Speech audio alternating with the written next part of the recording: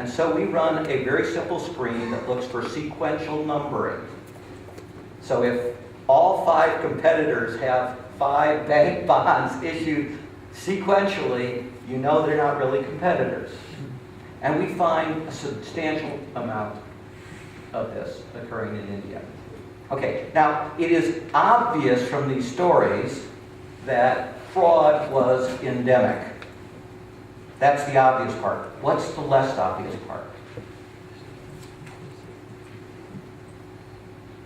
Everyone accepted it. Close. Politicians didn't do it. How expensive is it in India to send the guy 5 times to the bank? 4 days apart, so the numbers aren't sequential.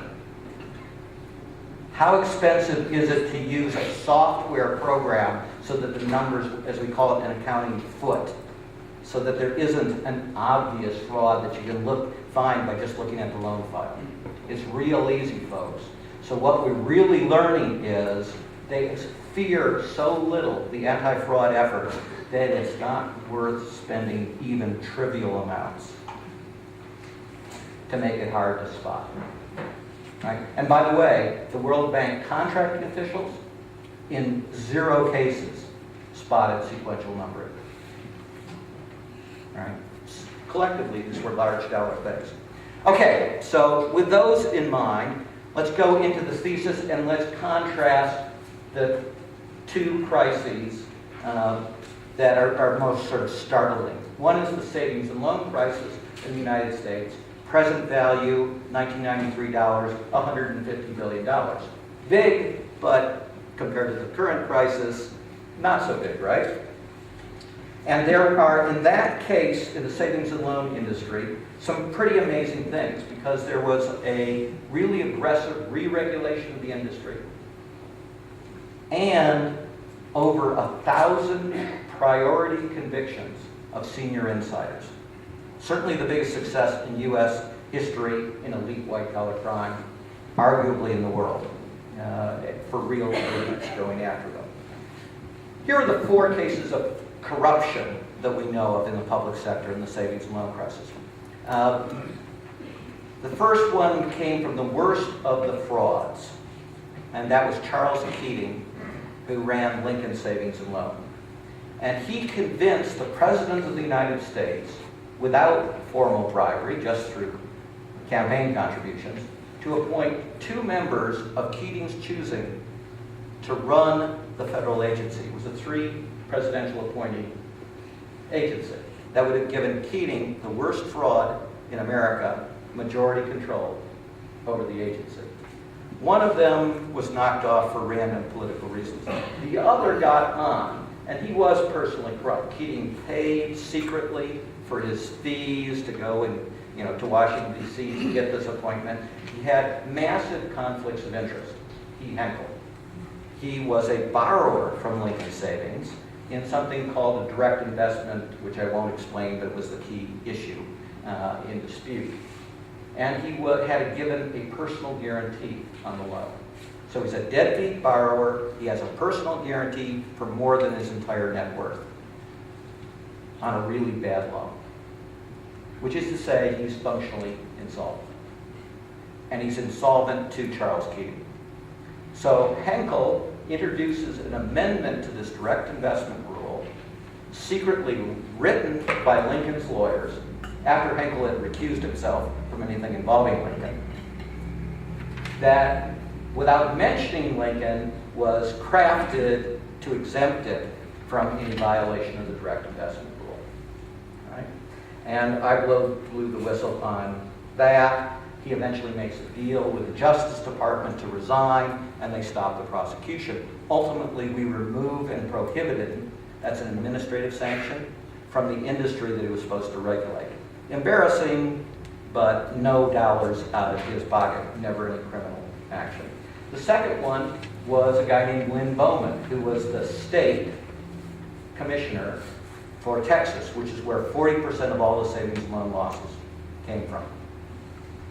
And he was sleeping with prostitutes provided by the second worst control fraud in the nation, Vernon Savings of Texas, known affectionately to the regulators as Vermin.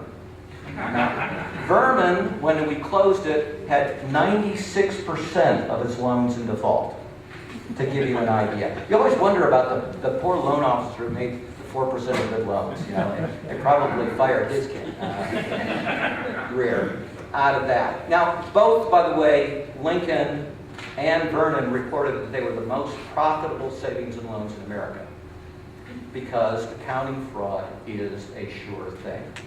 And because you optimize it by making really bad loans, growing extremely rapidly, Ponzi-like, having extraordinary leverage, and we don't need no stick and loss reserves on the accounting side. If you do that, this is the key to understand, you are mathematically guaranteed. It's not a risk.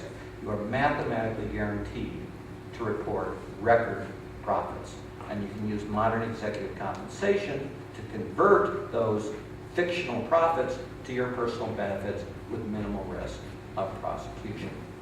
If many institutions do this at the same time, you produce and you hyperinflate a bubble, which was done in the savings loan in commercial properties.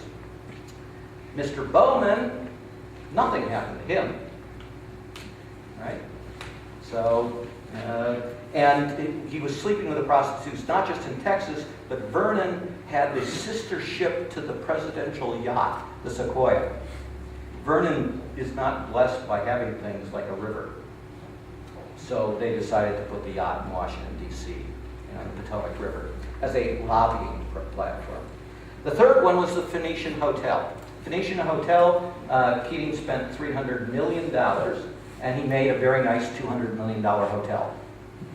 That's a problem, right?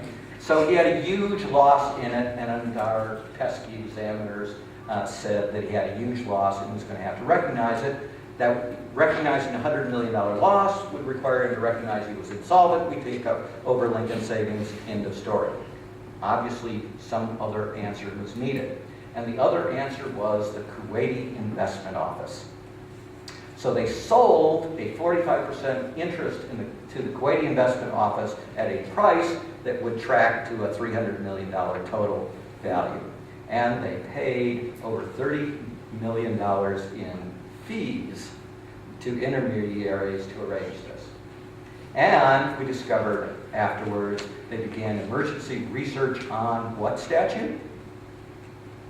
The Foreign Corrupt Practices Act. So as I said at the time, we had not found the market price of the Phoenician Hotel, but we had found the market price of a Kuwaiti prince. Okay, the fourth one was the California commissioner, which is where the other 25% of the losses were. And he was secretly in business with Charles Keating. And Keating bought his stock at a price well above market price. Oh, I didn't finish that with Henkel. After Henkel had proposed this amendment, Henkel, of course, had put his bad investment in a blind trust. And someone came along and bought his interest, not just at his book, but way above book, releasing, therefore, the personal guarantee. And so he went from insolvent to extremely wealthy. And, of course, it was Charles Keating's Lincoln Savings that purchased out of the blind trust, helpfully set up by his expert in government ethics. All right, so these are the governmental frauds, but one of the things we talked about is functionally you get the same thing in the private sector, but we don't call it corruption. And so there we had our old friend Arthur Anderson.